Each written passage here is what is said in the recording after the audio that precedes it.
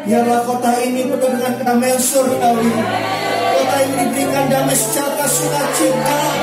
Dan terlebih kota ini boleh terbuka matanya akan Engkau, Yesus. Terima kasih Tuhan. Terima kasih. Dengan iman kami terima pemulihan. Dengan iman kami terima kesembuhan. Dengan iman Tuhan kami terima Tuhan janji-janji-Mu. Terima kasih Tuhan. Terima kasih. Urapi semua kami, urapi hamba-Mu. Kami akan belajar sama-sama firman-Mu. Bicara setiap kami Tuhan di dalam nama Tuhan Yesus. Mari kita bersama-sama katakan amin. Haleluya. Haleluya. Dua salam yang kita bisa lakukan ya seperti pramugari gitu ya saudara. Dan yang kedua ada satu salam lagi yaitu salam sehati saudara ya ketua sinode kita Pendeta Rubin Adi ya yang ingin rindu supaya tubuh Kristus ya terutama dalam hal ini sinode di GBI boleh punya kesehatian ya, makanya salamnya salam sehati saudara ya. Dan pagi hari ini saudara saya bersyukur bisa melihat teman-teman, saudara-saudara bisa beribadah. Selain memang saudara-saudara kita yang memang tidak diizinkan keluar, ya, karena kondisi, keadaan. Tapi saya percaya saudara bahwa kalaupun kita ada di tempat ini, kita tetap ada di dalam ketenangan dan keamanan di dalam Tuhan. Amin. Ya, seperti himbauan tadi di awal, kembali tak bosan-bosannya saya menyampaikan bahwa mungkin beberapa yang baru datang pagi hari ini kaget kenapa harus diperiksa suhunya. Apa nggak percaya saya datang kondisi sehat? Saya percaya, kita semua percaya. Ya, hanya untuk memberikan sebuah rasa nyaman, rasa aman, ya, satu dengan yang lain. Maka saudara diperiksa suhunya, saudara harus pakai hand sanitizer atau alkohol, ya, dan tidak lupa saudara dan saya pakai masker, ya, sepanjang ibadah. Sudah 2 minggu mungkin pengap-pengapan gitu ya saudara, ya, atau 3 minggu bahkan, tapi lama-lama juga terbiasa. Amin saudara. Percayalah, setelah nanti kita nggak pakai masker, saudara nyanyi nafasnya lebih panjang. Bilang kanan kirinya, ada manfaat, ya. 3 minggu ini kita nyanyi pakai masker. Nanti kalau sudah lepas, suaranya lebih panjang. Amin saudara. Nafasnya panjang saudara, ya, nggak putus di tengah jalan nyanyinya. Ya, puji nama Tuhan. Kita masuk bulan yang baru, bulan Maret. Katakan kanan kirinya, hey, ini bulan baru. Haleluya. Minggu lalu kita sudah belajar tentang cinta Tuhan. Dan saya lihat saudara-saudara mempraktekkan, saudara melatih diri saudara untuk belajar cinta Tuhan. Cinta Tuhan sampai rela berkorban, ya, merasa sakit waktu berkorban, dan saudara alami itu. Dan saya percaya sakit yang demikian bukan sakit yang membuat saudara menderita, tapi sakit yang membawa damai sejahtera dan kenaikan level iman saudara. Ya, bulan ini kita belajar tentang faith forward, tentang iman yang maju, iman yang bertumbuh. Ya, saudara renungkan sudah sekian berapa lama saudara menjadi seorang pengikut Yesus. Ya, saudara masing-masing ambil perenungannya. Seberapa imanku bertumbuh? Ya, dan kalau kita mau bicara tentang iman yang bertumbuh, nanti selama 5 minggu kita bicara tentang iman, iman, dan iman. Ya, tapi awal ini saya akan menjelaskan secara keseluruhan, secara general tentang faith, tentang iman itu. Dan di dalam iman kita percaya ada kuasa iman. Amin saudara. Ya, mari kita akan buka bersama-sama kebenaran firman Tuhan next. Dalam sebuah kisah di dalam Markus 2 ayat 1 sampai 5 dan dilanjut ayat yang ke-11 sampai 12. Markus 2 ayat yang 1 sampai 5 dilanjut ayat yang ke-11 12. Ya, Bapak Saudara bisa perhatikan, simak di depan dan baca sama-sama ayat yang pertama sampai yang ke-5. 3 2 1. Kemudian sesudah lewat beberapa hari, waktu Yesus datang lagi ke Kapernaum, tersiarlah kabar bahwa dia ada di rumah. Maka bergumul sehingga sementara ia memberitakan firman pada mereka, ada orang-orang datang membawa padanya seorang lumpuh digotong oleh 4 orang neks.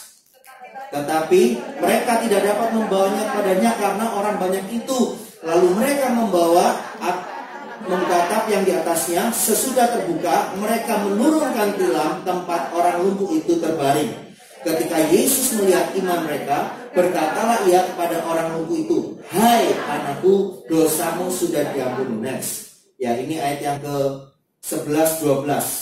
1 2 3. Bangunlah, angkatlah tempat tidurmu dan pulanglah ke rumahmu. Dan orang itu pun bangun dan pergi keluar di hadapan orang-orang itu, sehingga mereka semua takjub lalu memuliakan. Baca sama-sama katanya, yang begini belum pernah. Oh, yang begini belum pernah kita lihat. Ini sama kayak Pak Niko bilang apa? Mujizat yang tidak lazim. Amin. Katakan mujizat yang tidak lazim. Oh saudara, luar biasa Tuhan sedang melawat saudara. Ya, kemarin ada seorang dari Indonesia telepon saya, Pak, tolong, ini ada jiwa yang dia nggak percaya Tuhan, tapi saya ngobrol sama dia sebentar dan dia mau ketemu sama Bapak. Ya, nanti diatur waktu ketemunya saudara. Ya, jiwa orang Indonesia yang sudah tinggalkan Indonesia tahun 60-an, ya. Dia ketua grupnya.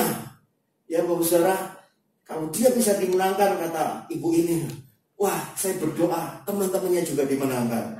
Ya, beberapa hari sebelumnya, hari Selasa, ya tepatnya hari Selasa, saya janjian sama seorang ibu, ditemani dengan saudara Michael, saudara, besok seorang bapak, ya, seorang bapak yang kena sakit kanker, saudara, ya, dia harus menjalani kemo, kankernya sudah tingkat cukup tinggi, saudara, ya, wah, diketemukan. Ya, dia belum pernah sama sekali ke gereja, dia tidak punya agama apapun. Ya, kemudian dia cari Tuhan, dia ingin mengalami kesembuhan. Saudara kekasih, di balik semua yang terjadi hari-hari ini, saudara, ada maksud Tuhan.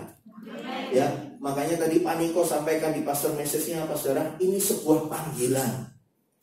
Nah, panggilan dapat tergenapi kalau kita berani melangkah dengan iman. Amin, saudara. Kalau kita diam di tempat, kita cuma dengar, perhatikan, tidak ada respon, tidak ada tindakan, panggilan itu hanya panggilan yang tak berespon, panggilan yang tidak ada tanggapannya, panggilan yang hanya akhirnya cuma suara memanggil, tetapi tidak ada wujudnya, saudara. Kekasih Tuhan, coba mundur ke ayat yang sebelumnya. Tadi Yesus berkata gini, ya yang tadi yang lagi benar. Yesus berkata kayak gini. Ketika Yesus melihat iman mereka. Imannya siapa? Orang yang sakit dan temannya yang gotong, saudara. Kalau yang sakit punya iman tapi temannya yang gotong nggak punya iman, nggak akan sampai mereka ke situ. Apalagi harus naik ke atap rumah. Repot amat sih. Ya kan? Sebaliknya 4 temannya punya iman, tapi yang sakit gak punya iman, malas, nggak usah. Mujizat gak terjadi. Amin. Jadi ketika Yesus melihat iman mereka, berarti 5 orang itu, saudara, maka di situ Yesus ngomong, dosamu sudah diampuni. Kok jawabannya atau jawaban Yesus, perkataan Yesus bukan karena lihat imannya kamu sembuh. Ini sedikit aneh, Bapak Saudara. Kenapa bukan kamu sembuh, kamu bangkit? Tapi jawaban Yesus, perkataan Yesus, waktu dia lihat iman, Yesus berkata apa? Dosamu sudah diampuni. Nah, ini rahasia iman, saudara. Orang yang beriman akan memutuskan untuk meninggalkan dosanya. Ya, gini. Kalau ada bertanya, apa sih yang dimaksud iman? Sebelum kita lanjut lebih jauh ngomongin iman, maka pribadi yang beriman itu harus ngerti dulu. Kalau dia mau beriman, maka dia harus apa? Dia lepaskan dosanya. Karena orang yang terus bawa dosanya, orang yang terus berkompromi sama dosanya akan sulit punya iman.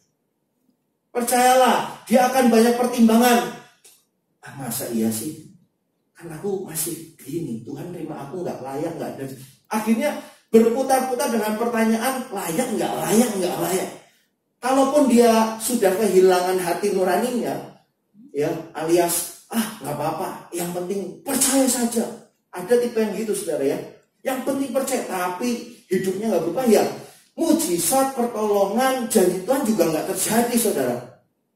Karena dia hanya seragam luarnya saja beriman, tapi sesungguhnya hatinya penuh dengan dosa. Nah, saudara kekasih, maka saudara, kalau saudara perhatikan, ketika kita belajar pelayanan juga ya, Bapak Ibu Saudara, ketika ada orang sakit, ada orang yang konseling sama Bapak Ibu Saudara, masuklah saudara, kenali, minta tuntunan Tuhan, ya, bukan untuk ini, kamu punya dosa apa, ya, jangan ngejudge saudara ya, tapi arahnya ke situ gitu, saudara.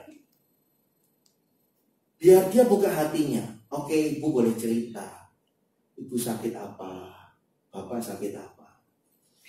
Ya, kalau diizinkan, ya, serela hati Bapak. Apa mungkin Bapak punya ganjilan di hati? Mungkin awal-awal nggak mau buka, saudara. Tapi saudara, kita mulai cerita. Kadang saya pakai cara demikian. Saya ingat ketika saya pakai contoh diri saya pernah sakit hati sama Bapak saya. Saya punya tanda ini di belakang. Pernah di rotan, meleset, saudara. Di rotan harusnya kena bagian bawah, meleset ke atas, bekas. itu melukai hati saya. Ya, saya marah, saya benci, saya juga. Nggak berapa lama, orang yang kami ajak ngobrol mulai matanya merah-merah gitu, saudara. Ya, karena begini, saudara, mereka butuh rasa aman dulu, betul, saudara. Jangan langsung kamu dosa apa? Wah, nggak mau buka, saudara. Ketika dia tahu yang diajak ngobrol ternyata juga punya masa lalu yang tidak baik, dia merasa bukan ketemu malaikat. Dia ketemu orang yang, dia tahu pergumulan saya. Ngerti maksudnya, Bapak Saudara?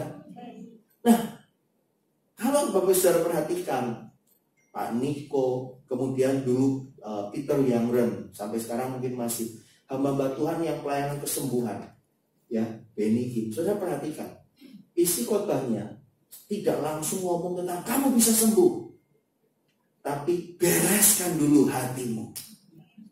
Amin. Jadi ini cara kita juga kalau masuk dalam pelayanan, caranya begini, Bos. Ya, ini kan tempat training juga ya.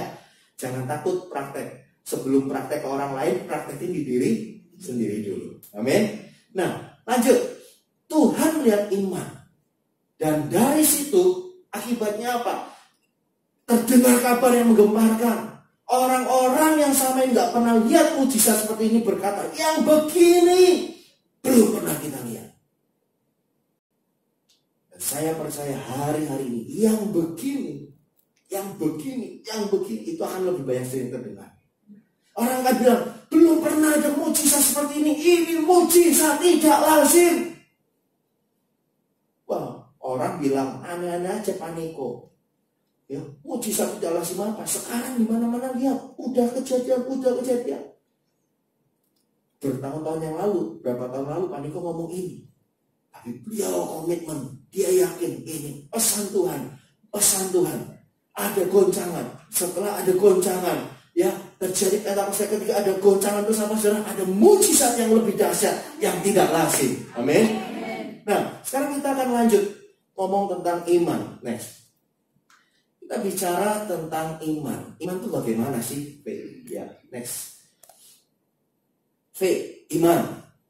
Ya, faith ya dari kata bahasa Yunaninya itu pistis. Ya. Pistis artinya apa? Iman. Nah, kata pistis itu berkembang menjadi kata pisteo. Beberapa masih ingat? Pisteo artinya apa? Percaya. Ya, trust. Ya, menjadi percaya, orang yang percaya. Ya, diartikan percaya, melekat, mengandalkan Tuhan, ya. Terus apa? Mempercayakan dirinya sama Tuhan. Jadi kata iman berkembang, bukan hanya punya iman, keyakinan, ya, tapi akhirnya mempunyai kepercayaan yang penuh gitu, Saudara. Nah, pertanyaan begini.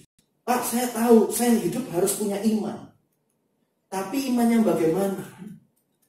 Pernahkah saudara mengalami atau saudara lihat atau saudara pernah dengar cerita misalnya, kalau di Indonesia biasanya pameran mobil kan di mall-mall ya, di toko besar, supermarket gitu, saudara dapat motor hadiahnya. Apa yang dilakukan banyak orang?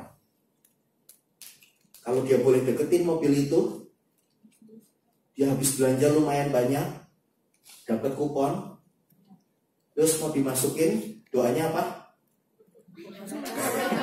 Ketawa mengalami kayaknya nih ya. Tuhan dalam Yesus, mudah-mudahan saya yang menang. Ya. Kalau boleh pegang mobilnya atau motornya, dalam nama Yesus, mobil ini punya saya. Ya. Tahukah saudara, yang berdoa seperti itu cukup banyak. Untuk satu mobil itu yang doain banyak, maka Tuhan akan pilih yang paling tepat, saudara ya. Gak perlu lah saudara, kita harus doakan, oh mobil ini punya saya.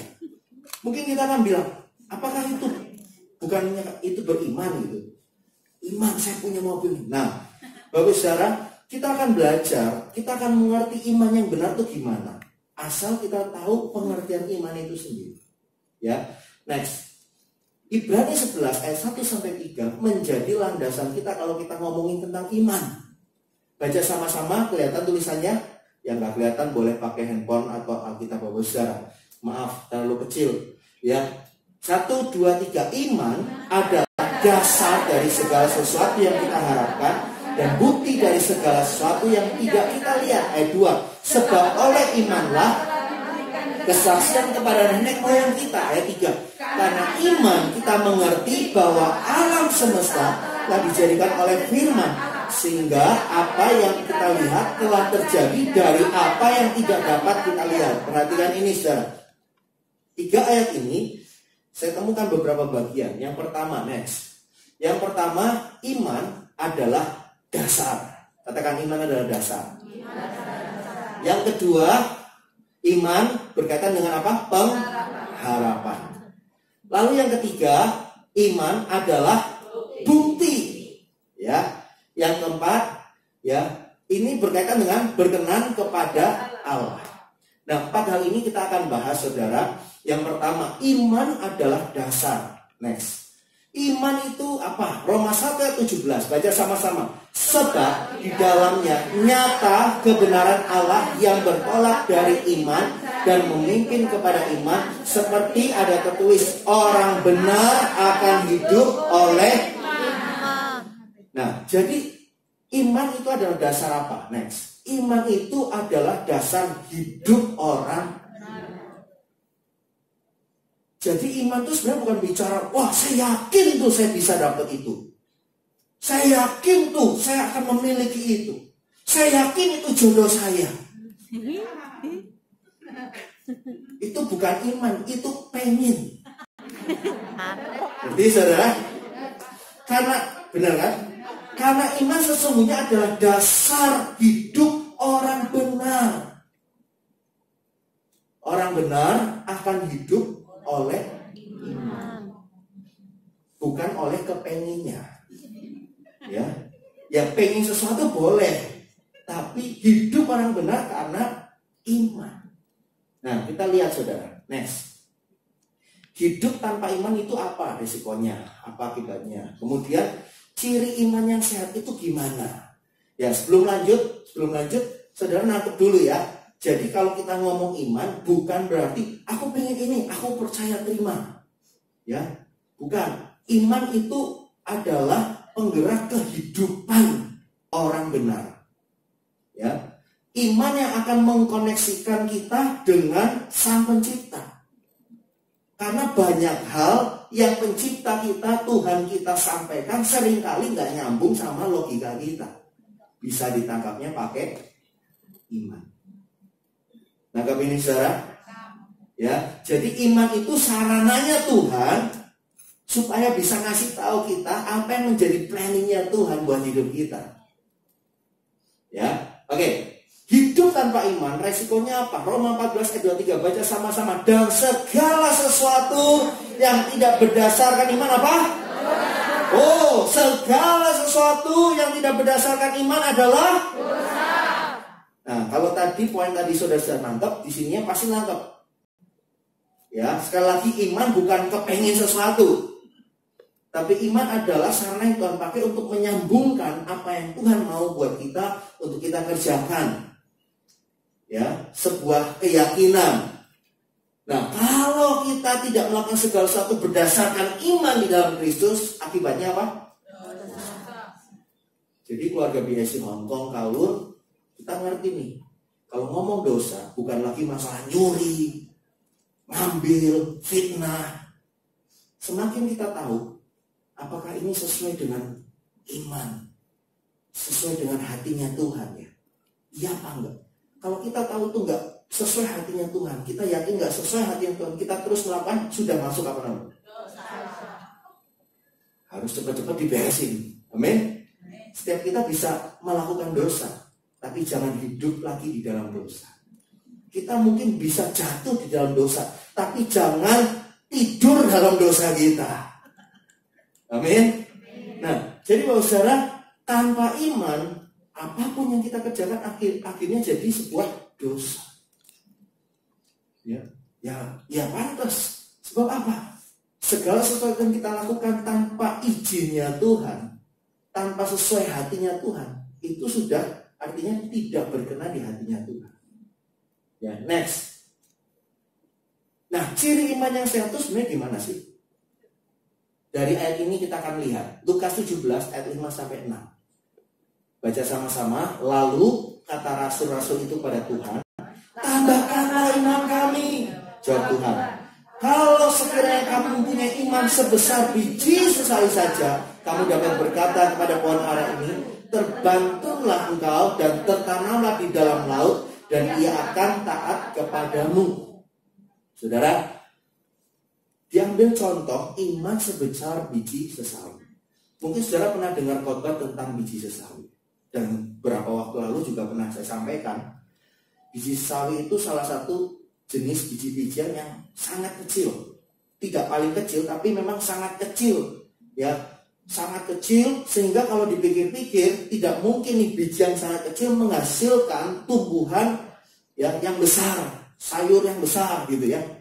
Tidak mungkin.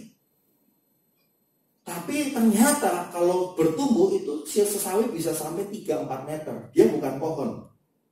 Ya, sesawi tidak termasuk pohon, termasuk jenis sayuran. Jadi sayuran raksasa. Bisa 3-4 meter. Pernah ditemukan yang 4 meter dari biji yang kecil. Artinya kalau kita bicara tentang iman sebesar biji sesawi, begini saudara. Next. Iman yang sehat itu cirinya adalah bertumbuh dan bertambah. Bertumbuh dan bertambah. Kata sama-sama. Bertumbuh dan bertambah. Ya. Saudara, iman itu harus bertumbuh. Kalau imannya gitu-gitu terus, berarti kurang sehat atau tidak sehat. Ya. Saya bersuka cita karena apa, Bapak Saudara? Saya justru melihat gini, ketika Bapak Saudara mengalami progres, pertumbuhan, kadang naik tiba-tiba, waduh gagal, tapi Bapak Saudara mau coba bangkit lagi, itu membuat satu sukacita di hati saya, Bapak Saudara.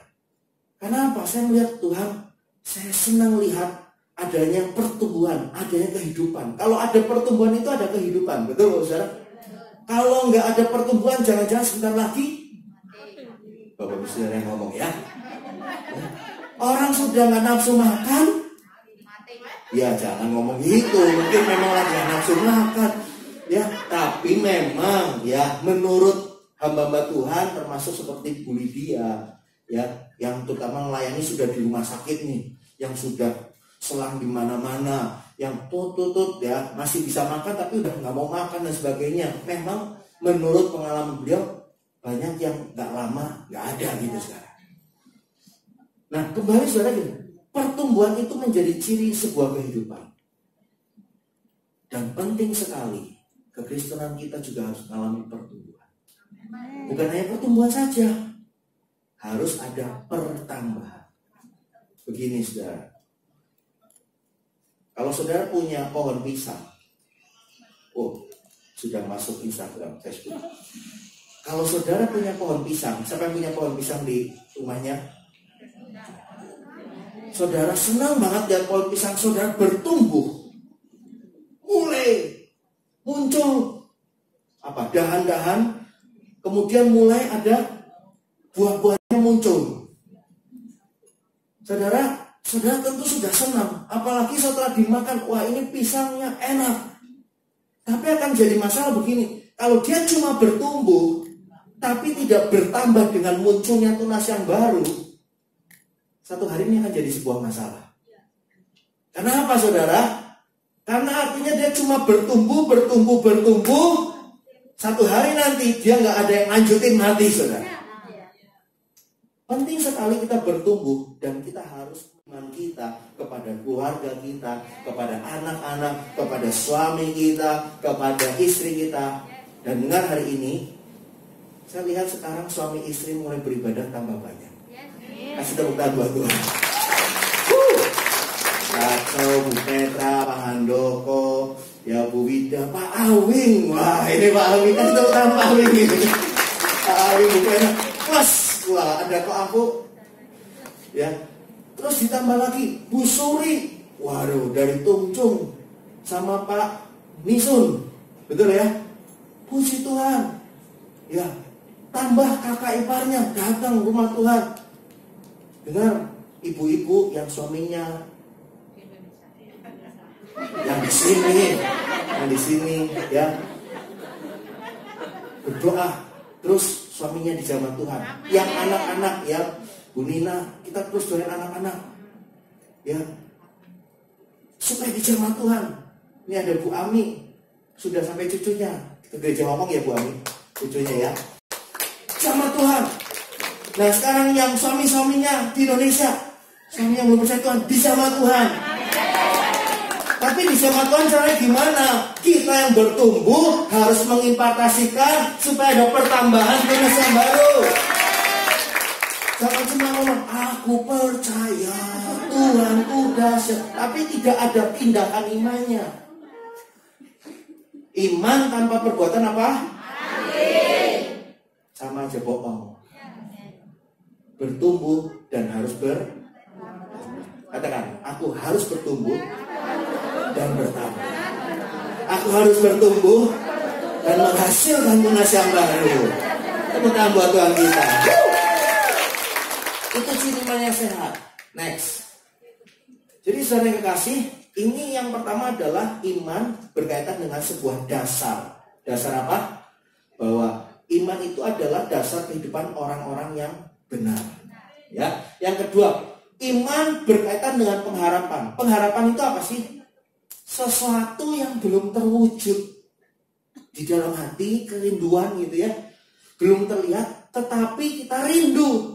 Kita punya keyakinan, diharapkan itu terjadi. Itu pengharapan. Saudara punya pengharapan, oh ya suamiku yang sudah meninggalkan Tuhan atau belum percaya Tuhan, aku punya pengharapan Tuhan, suamiku akan bersama-sama melayani Tuhan, akan bersama-sama apa? Mengikut Tuhan. Ini kok yang jawab yang belum bersuami ya. Iman, pengharapan gitu ya. Ya, pengharapan nanti punya suami yang takut akan Tuhan. Amin. Nah, ini baru tambah kencang ya. Jadi iman berkaitan dengan pengharapan. Next, ayatnya apa? Roma 8 ayat 24 bilang gini. Baca sama-sama Bapak Ibu. Sebab kita diselamatkan dalam benar, kita diselamatkan dalam pengharapan. Ya, kita punya sebuah pengharapan sehingga kita diselamatkan, yaitu Yesus. Terus tetapi pengharapan yang dilihat bukan pengharapan lagi. Ngerti nggak maksudnya? Kalau sudah kelihatan, itu bukan pengharapan. Udah di depan mata kok, ngapa dia harap-harapin? Dia sedang menuju kita. Yang disebut pengharapan adalah sesuatu yang apa? Sebab bagaimana orang masih mengharapkan apa yang dilihatnya. Sesungguhnya pengharapan adalah sesuatu yang mungkin saat ini belum terlihat. Kayaknya sih memang secara manusia, anak saya nggak mungkin deh percaya Tuhan. Apalagi zaman now. Tapi ingat, Pak Niko juga ngomongnya pakai zaman now. Zaman now apa? Bahwa zaman now Pentakosta ketiga sedang terjadi. Zaman now sesuatu yang kayaknya nggak mungkin terjadi bisa terjadi. Amin, Bapak Saudara. Jadi sebab kita diselamatkan dalam pengharapan. Nah, pengharapan itu apa tadi? Pengharapan adalah sesuatu yang memang kita nggak bisa lihat. Yang kita bisa lihat namanya apa? Keinginan. Ya. Kesaksian teman kita. Ya, saya ingat waktu itu dia bilang, saya Pak lihat ada baju bagus, tapi saya lupa bawa duit atau apa gitu ya, atau belum gajian. Maka apa yang dia lakukan? Dia ambil baju itu, sembunyiin di tempat yang paling dalam, saudara. Ya, dia sembunyikan dengan keyakinan baju itu nggak dibeli orang. Berapa hari kemudian dia datang cari, bajunya udah nggak ada. Itu bukan pengharapan lagi, saudara. Ya, keinginan gitu loh, ya. Beda pengharapan sama keinginan, tahu ya saudara ya.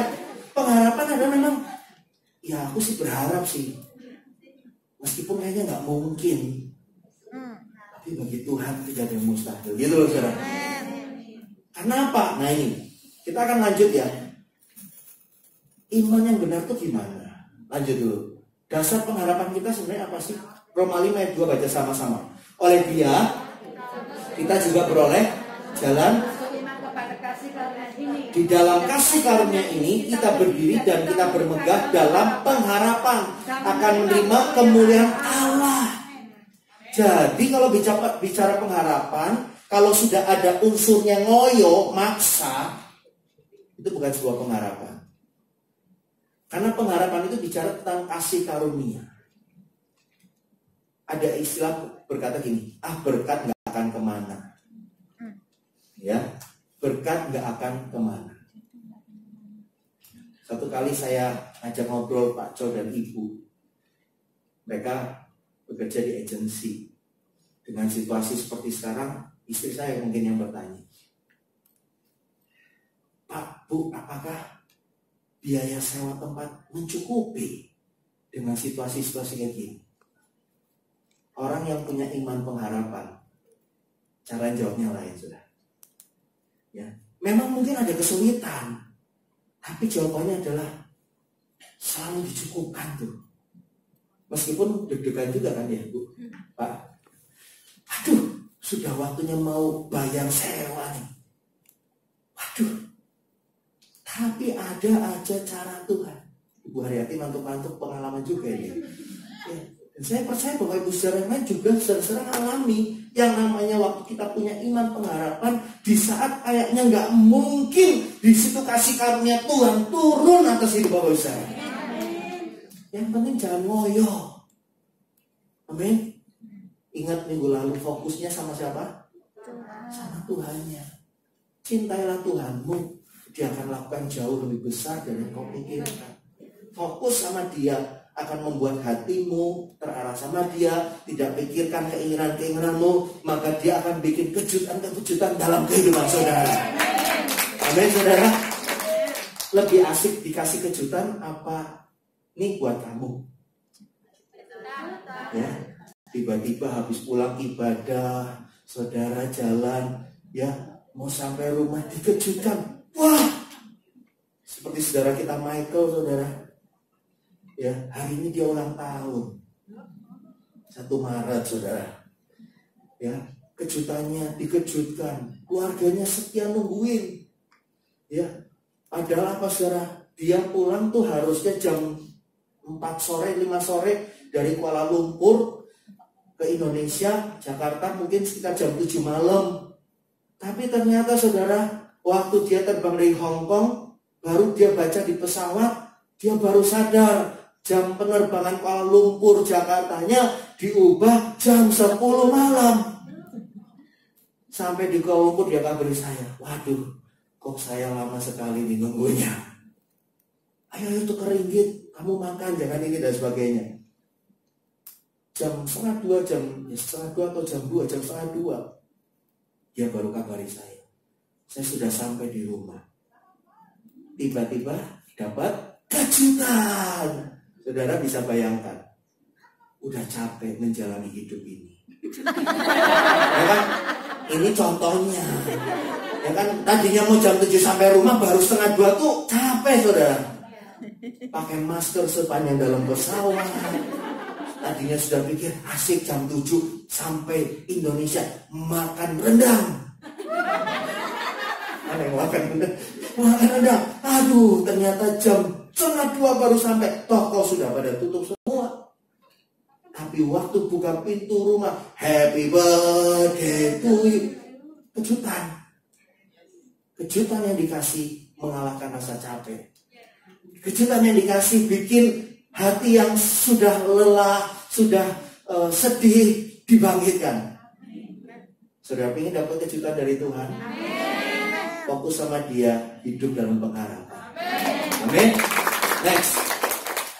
Iman menuntut kesabaran. Katakan, iman menuntut kesabaran. Namanya kita berharap, ya kudu sabar. Ya. Sekali lagi, berharap jangan ngarep. Amin, saudara. Ya, berharap jangan ngarep. Berharap artinya apa? Tunggu dengan kasih karunia Tuhan. Kalau waktunya saudara punya mobil, pasti Tuhan kasih. Gak usah ngoyo. Kalau ngoyo, akibatnya apa? Baru beli mobil kadang ada yang nyemplung got, ada yang nabrak pagar. Ya maaf, terakhir ada berita belajar mobil, nabrak ibu hamil. Gini loh, kalau kita hidup dalam kasih karunia, kita tuh enjoy gitu loh, saudara. Gak ada tekanan harus memenuhi, harus ini. Tuhan cukupkan. Kau tunjukkan kasih setiamu, kau menyediakan yang ku perlu, kau setia, kau mulia, Bapa kau setia. Bapa kita setia. Percaya saudara. Amin saudara.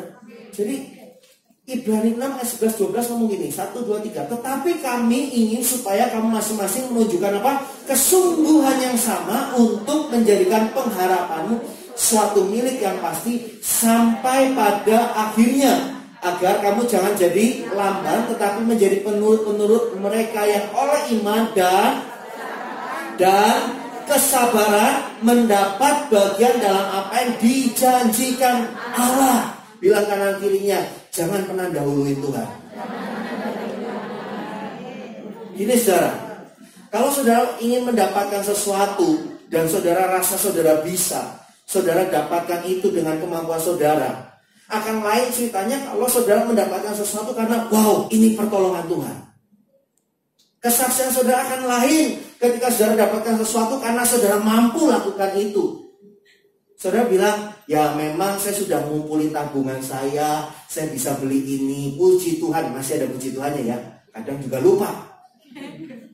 Tapi saudara, kalau misalnya saudara tiba-tiba saudara gini, aku bersyukur Tuhan untuk kasih kemurahan-Mu. Tuhan akan sediakan segalanya. Ya, setia mengasihi Tuhan, setia melayani Tuhan. Tiba-tiba saudara dapat sesuatu, misalnya, Duk, ini Bibi dapat apa namanya? Dapat berkat. Iki aku duwe omah siji, nggo kowe yo.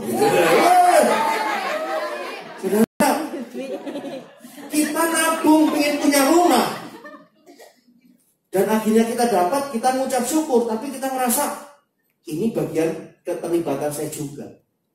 Tapi ketika kita nabung di tengah jalan, karena kesabaran kita, Tuhan dengan kasih karunia memberkati kita. Kita bisa bilang, dan kita mungkin gak bisa ngomong lagi, kita cuma bisa nangis. Kayak gini Tuhan. Ngerti saudara? Iman dengan kesabaran. Kadang ujian itu ada.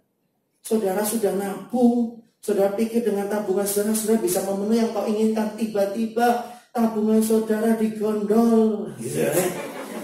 Saudara sudah rencana 5 tahun aja di Hong Kong, nanti pulang begini-begini, uangnya hilang.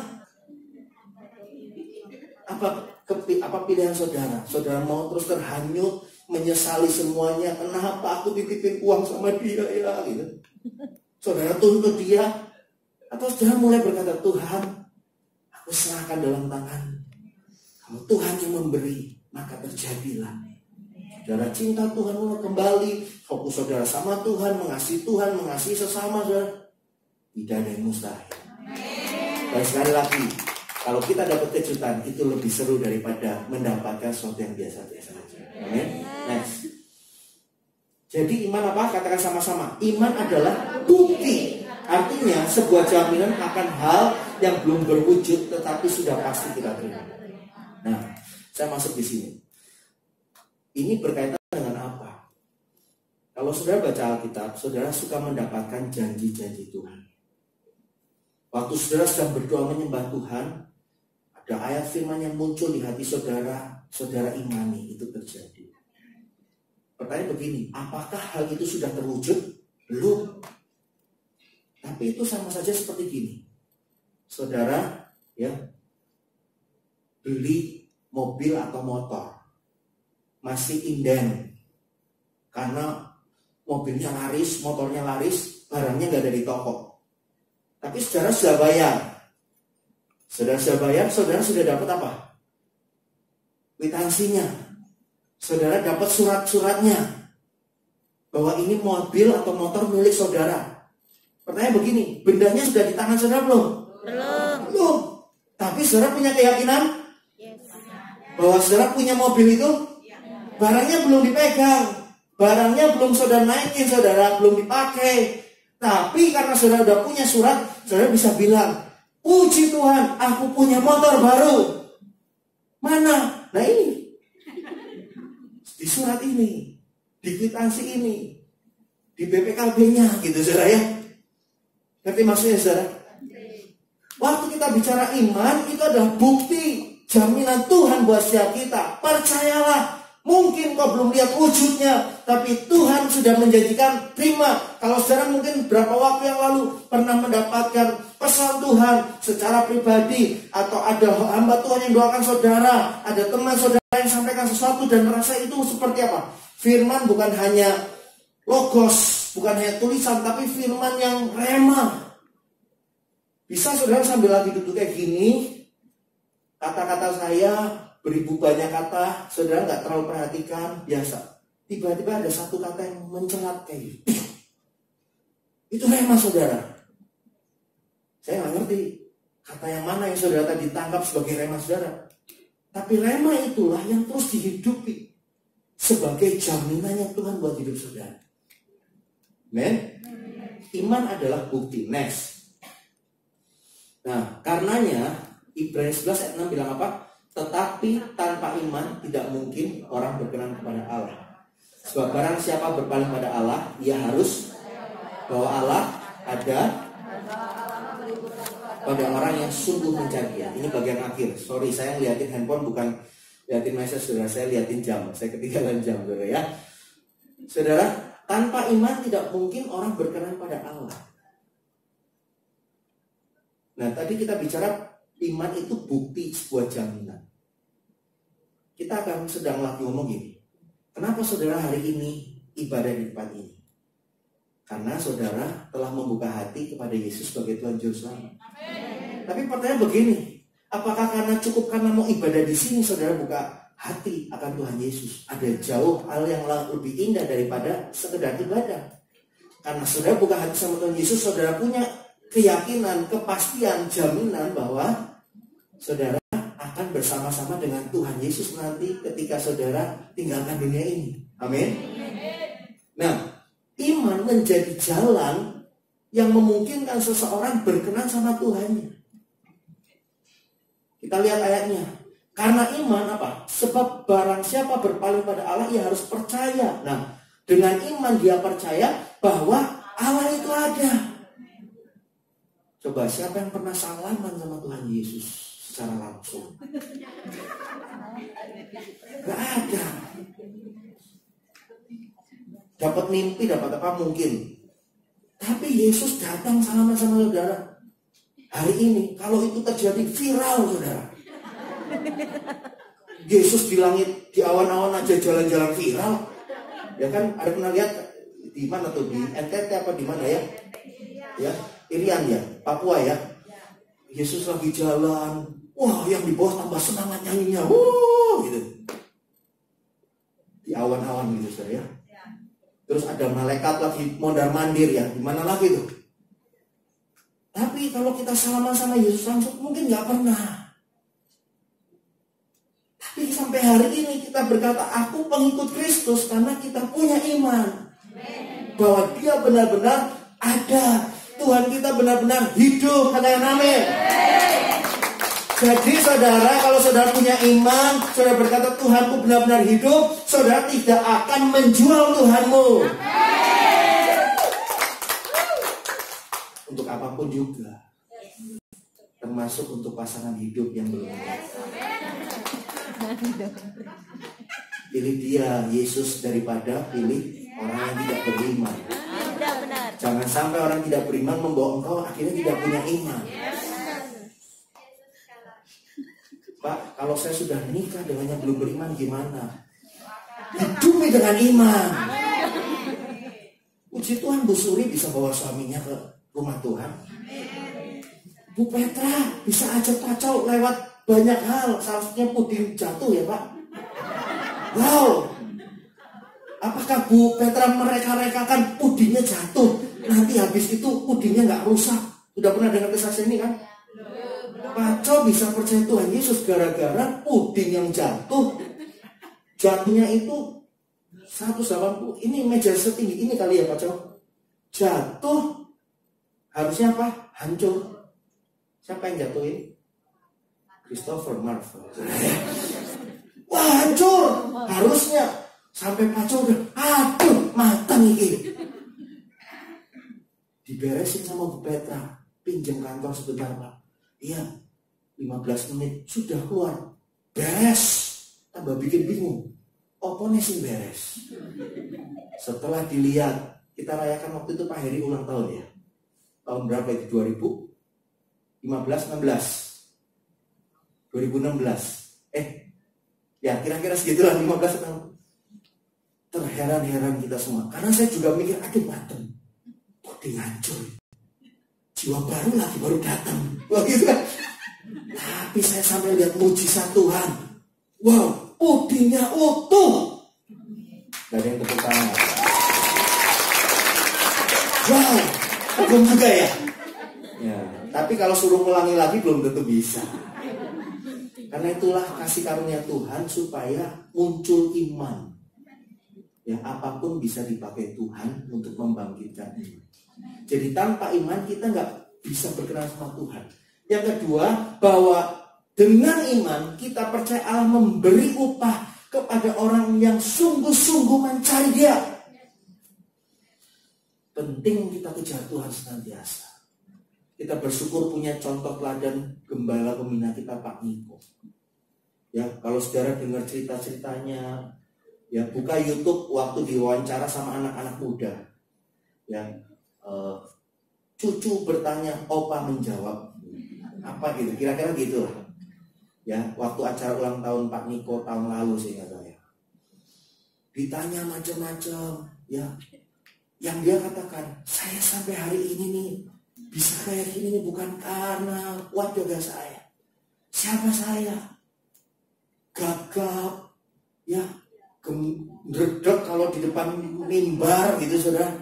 Tapi hari ini Tuhan pakai dia khotbah di hadapan ribuan, puluhan ribu, ratusan. Barusan ke Brasil saudara. Ya, waktu di pernikahan anaknya Pak Joel, Pak Niko cerita. Tuhan kasih tahu ada 2 negara, jadi bukan hanya Indonesia. Ternyata Brasil. Awalnya Pak Niko ragu-ragu, aduh, kok Brasil begitu melesat meninggalkan orang-orang muda Indonesia ya. Tapi Tuhan ngomong Indonesia tetap akan bangkit generasi yang ini. Dia semakin semangat. Saudara, kalau kita sungguh-sungguh mencari Dia dengan iman, percayalah ada upahnya. Next. Jadi saudara, ini yang kita lakukan. Saya kasih intermezzo saja ya. Ya, ini buat penutupnya. Iman itu bertumbuh dari mana? Dari pendengaran akan firman Kristus. Ini buat minggu-minggu depan. Ya, saya pancing saudara dulu. Iman bertumbuh dari pendengaran. Nah, gimana kita bisa mendengarkan sampai timbul iman? Ya, renungkan ini. Nanti pulang saudara pikirin. Next. Ya, tunggu, tutup dulu. Kalau pengen punya iman, modalnya ini, DP tanpa alasan. Down payment, tahu nggak saudara ya? Ya, kalau mau beli sesuatu bayar uang muka dulu. Ya, kalau mau punya iman ini DP tanpa alasan. Saya nggak akan jelaskan ini hari ini, nanti di minggu-minggu ke depan. DP tanpa alasan itu apa sih? 1, dengar firman Tuhan. P-nya, percayai firman Tuhan. Tanya apa? Tanya, minta gitu ya. Ini agak maksa-maksa dikit biar saudara ingat. Minta apa yang dipercayai. N-nya apa? Menerima dengan aktif nerimo gitu saudara ya. Nanti saya jelaskan minggu-minggu ke depan, gak jelasin sekarang. P-nya apa? PA-nya bukan PA gitu ya. PA-nya itu pandang selalu firman Tuhan. Terus alasannya apa? Mengakui firman Tuhan, lakukan firman Tuhan, dan syukuri senantiasa firman Tuhan. Jadi bilang kanan kirinya, minggu-minggu ke depan kita akan DP tanpa alasan. Amin saudara, Tuhan memberkati kita. Mari kita masuk dalam persiapan kita untuk menerima perjamuan kudus. Haleluya.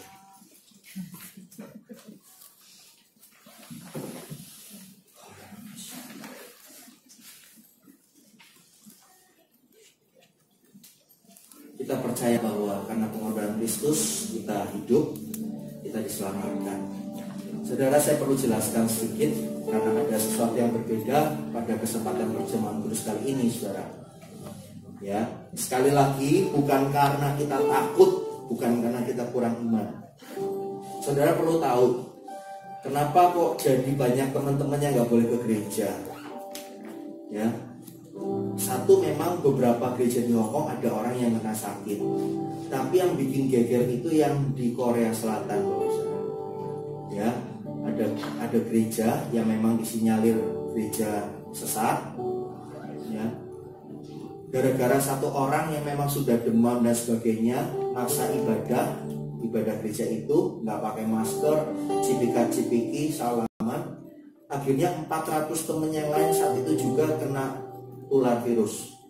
Dari 400 nyebar dalam tempo singkat 2000 lebih orang Korea Selatan kena virus, dimulai dari satu ibu ini. Saya tanya sama Pastor Dedi, Gembala BIC Korea, gimana dengan kondisi sana? Teman kita, saudara-saudara kita di Korea sementara akhirnya ibadahnya online. Karena setelah dihitung sama Pastor Dedi, hanya 7 orang yang bisa kumpul dan nggak bisa keluar dari rumah mereka. Yang lain sudah pulang Indonesia. Jadi saudara yang kasih, kalau kita masih punya kesempatan ibadah, ya, bersabarlah dalam pengharapan. Ya, katakan tidak selamanya kita ibadah pakai masker. Amin, saudara. Tapi untuk menjaga, nah salah satunya ini. Kali ini para pelayan perjamuan kudusnya keren-keren, saudara. Mereka pakai sarung tangan, saudara. Ya, sarung tangannya latek lagi, saudara ya. Terima kasih Stanley sudah memberi. Itu yang latek ya. Dan kali ini Bapak Ibu Saudara tidak ngambil sendiri rotinya. Kenapa kursi kali ini dikasih agak panjangan dan lebih lebar? Karena pelayan perjamuan kudusnya akan membagikan, ya. Jadi terima dengan iman. Amin, Bapak Saudara. Ya. Jadi kita jaga sedemikian rupa supaya bersih, ya. Dan kiranya boleh jadi berkat buat kita. Kenapa, Bu?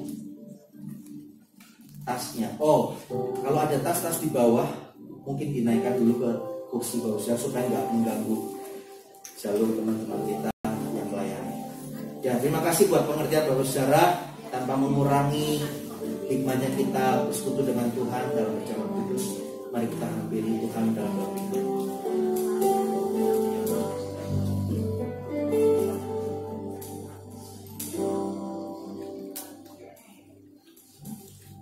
Hanya Kau Tuhan di hidupku. Kau berikan hidup yang baru. Kau menyucikan pulihkan hatiku. Ku nyatakan Kaulah segalanya. Sumber pengharapan, kuasa-Mu sanggup menyembuhkan. Jiwaku berserah hanya kepada-Mu. Yesus, Kaulah segalanya. Yesus, Kaulah segalanya.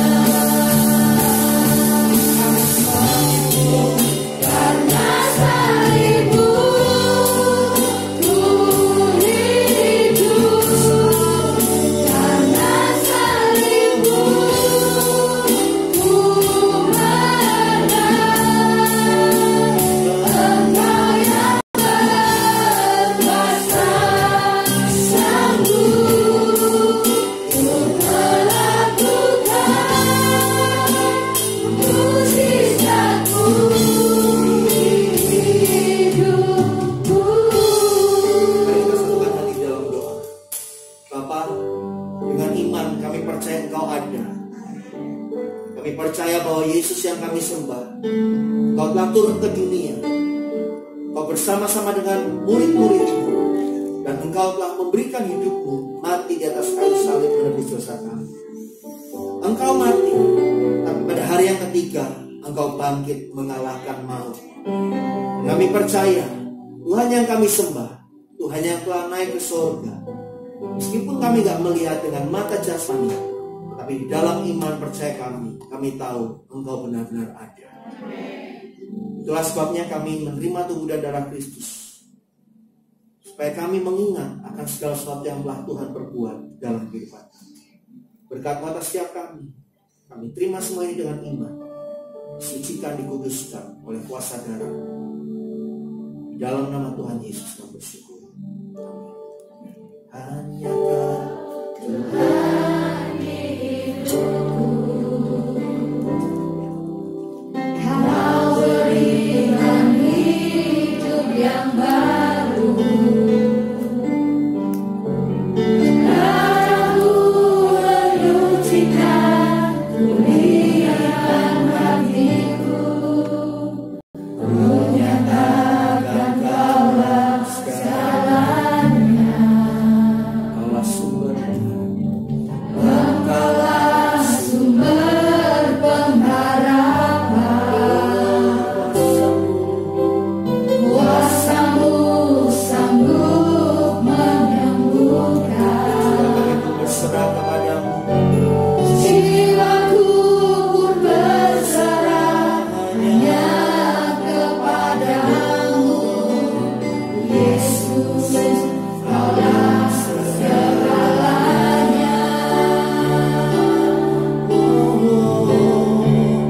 Karena salib-Mu ku hidup, karena salib-Mu ku menang. Engkau yang berkuasa, sanggup bukan mujizat-Mu. Karena salib-Mu ku hidup, karena salib-Mu ku menang. Engkau yang berkuasa, sanggup untuk melakukan mujizat-Mu di hidupku. Ambil waktu Bapak Saudara untuk boleh berdoa berkaitan dengan iman kita pada Tuhan Yesus. Segala sesuatu yang kita lakukan tidak dengan iman adalah dikatakan dosa. Dan tentu orang yang beriman dikenali dengan hidupnya diampuni dosanya oleh Tuhan. Orang yang diampuni dosanya oleh Tuhan adalah ketika dia mau mengakui dosanya di hadapan Tuhan. Pagi hari ini saudara, supaya perjamuan kudus ini menjadi berkat bagi setiap kita, biar kita selidiki hati kita. Kalau ada sesuatu yang gak berkenan di hatinya Tuhan, mungkin orang di sekelilingmu gak ngerti, tapi hari ini selesaikan di hadapan Tuhan, akui di hadapan Tuhan, sehingga kau boleh menikmati berkat perjamuan kudus pada pagi hari ini.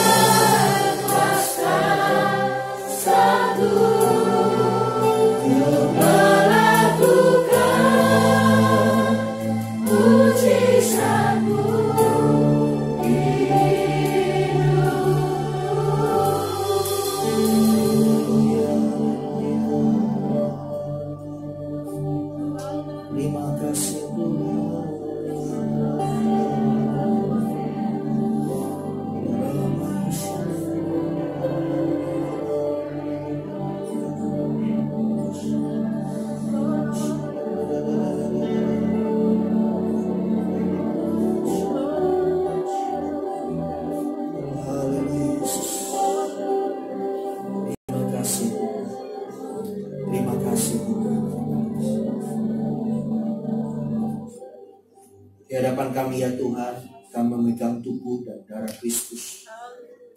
Dan dengan iman kami percaya, inilah Engkau di dalam setiap kami.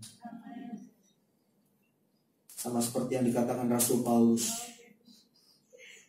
sebab apa yang telah kuteruskan kepadamu telah aku terima dari Tuhan, yaitu bahwa Tuhan Yesus pada malam waktu ia diserahkan mengambil roti, dan sesudah itu ia mengucap syukur atasnya, yang memecah-mecahkannya dan berkata, inilah tubuhku yang diserahkan bagi kamu, perbuatlah ini menjadi peringatan akan aku. Terima kasih Tuhan, di tengah keadaan yang seperti hari-hari ini, Engkau menjadi penghiburan bagi kami ya Tuhan. Engkau menjadi kekuatan bagi kami, Engkau jadi pengharapan buat kami. Terlebih dengan tubuhmu yang telah terpecah-pecah bagi kami, Kau telah berikan kepada kami satu hidup yang baru. Kami gak akan takut dengan kedahsyatan malam. Kami gak takut dengan setiap panah-panah yang iblis berusaha panahkan kepada kami. Karena Tuhan menjadi pelindung kami. Karena Kau telah rela berikan tubuhmu atas setiap kami. Kau berikan dirimu ganti kami. Itulah sebabnya kami percaya Tuhan. Kami percaya pada Tuhan yang kami sembah, yaitu Yesus Kristus. Bahwa Dia telah memberikan hidupnya buat saudara dan saya, menjadi bukti yang tidak perlu kita lakukan lagi, Bapak Ibu. Tubuh yang telah terpecah-pecah bagi kita memberikan kepada kita satu jaminan, ada harapan di dalam Kristus. Serahkanlah segala takut dan khawatirmu sama Tuhan, maka Tuhan bertindak. Terimalah dengan iman di dalam nama Yesus.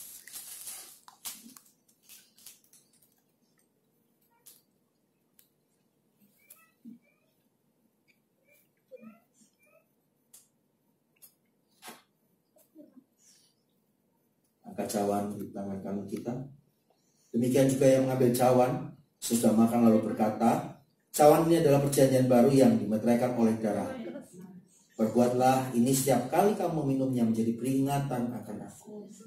Sebab setiap kali kamu makan roti ini dan minum cawan ini, kamu memberitakan kematian Tuhan sampai Ia datang. Terima kasih Tuhan Yesus. Kami ucap syukur padamu Tuhan, karena karya-Mu buat setiap kami. Kau telah berikan hidup-Mu menebus setiap dosa kami, pelanggaran kami. Bahkan dengan darah-Mu yang telah tercurah, Engkau mengampuni kami atas setiap semuanya Tuhan. Dan kami boleh Tuhan mengalami kehidupan yang baru. Dan oleh bilur-bilur-Mu Yesus, kehidupan kami disembuhkan.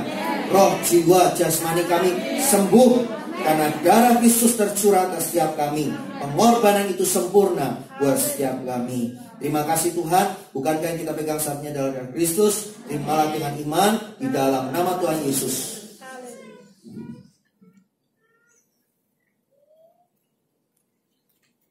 Haleluya. Mari naikkan syukur kita pada Tuhan Yesus yang telah memberikan kepada kita kemenangannya. Oh haleluya. Terima kasih, terima kasih, terima kasih. Terima kasih Tuhan. Kami naikkan syukur kepadamu Tuhan. Kasih setiamu. Terima kasih Yesus. Haleluya. Aku cintakan Tuhan. Terima kasih Bapa.